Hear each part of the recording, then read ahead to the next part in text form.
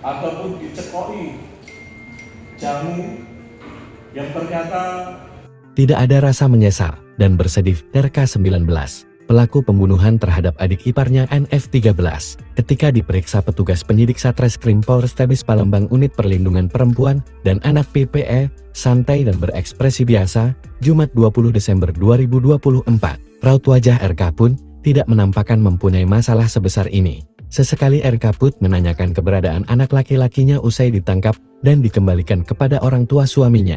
Kapolrestabes Palembang, Kombes Pol Haryo Sugihartono didampingi Kasatreskrim AKBP Nur Hotma Parulian Sirait mengatakan pelaku ini melakukan aksi ini dengan berencana dan banyak rangkaian yang sudah disusun oleh pelaku. Di sini saja sudah terlihat ada perencanaan pelaku RK.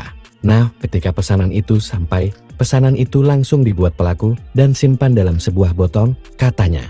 Memuncaknya pelaku saat 3 hari terakhir ini, sambung Haryo, lantaran sering disebut dengan kata-kata menyakitkan. Saat itulah pelaku ini melakukan celeng kepada adik iparnya korban Red dengan mobil minum jamu.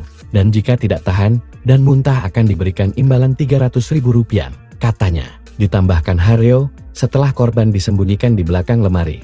Karena panik saat itu RK kabur setelah bertemu ibu korban, yakni Asmawati, dan dalam perjalanan kabur ke penginapan Red Doors, RK pun barulah memberitahukan suami Yedi terkait peristiwa ini.